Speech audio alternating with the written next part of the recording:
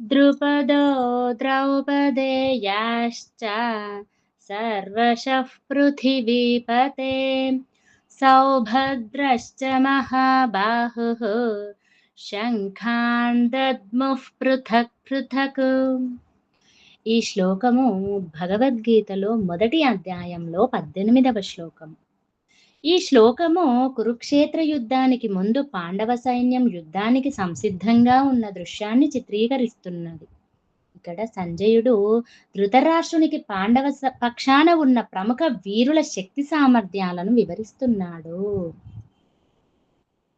పాండవ పక్షాన ఉన్న వీరులందరూ తమ తమ శంఖాలను పృథక్ పృథక్ అంటే విడివిడిగా ఊదటం అంటే వారు ఎవరికి వారు స్వతంత్రులైన బలవంతులని, అయినప్పటికీ ధర్మ సంస్థాపన కోసం అందరూ ఏకతాటిపై నిలిచారని సూచిస్తుంది.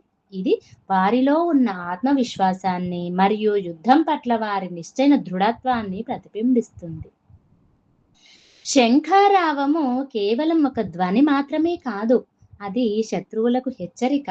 వీరులందరూ ఏకకాలంలో శంఖాలను పూరించడం వల్ల కలిగే నాదము శత్రువుల గుండెల్లో భయాన్ని పుట్టించడానికి ఉద్దేశింపబడింది. ఇక్కడ పేర్కొన్న ద్రుపదుడు, ద్రౌపదీ కుమారులు, అభిమన్యుడు వంటి వారి పేర్లు పాండవుల పక్షాన ఉన్న బలమైన కూటమిని సూచిస్తాయి. శ్రీకృష్ణుడు తమ పక్షాన ఉన్నాడనే భరోసా వారిలో అపారమైన ఉత్సాహాన్ని నింపింది. భగవద్గీతలో శంఖధ్వనికి ఓంకారనాదానికి ప్రతీకంగా భావించవచ్చు. భగవద్గీతలో శంఖధ్వనిని ఓంకారనాదానికి ప్రతీకంగా భావించవచ్చు. యుద్ధానికి ముందు ఈ శంఖారావము ధర్మం కోసం చేసే పోరాటము దైవికమైనదని, దానికి భగవంతుని ఆశీస్సులు ఉన్నాయని సూచిస్తుంది.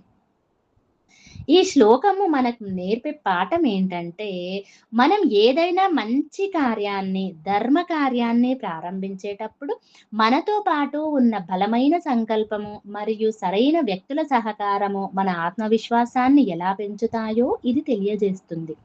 జీవితంలో ఎదురయ్యే సవాళ్లను ధైర్యంగా, ఐక్యతతో ఎదుర్కోవాలనే సందేశం ఇందులో దాగి ఉంది. జీవితంలో ఎదురయ్యే సవాళ్లను ధైర్యంగా, ఐక్యతతో ఎదుర్కోవాలనే సందేశము ఇందులో దాగి ఉంది.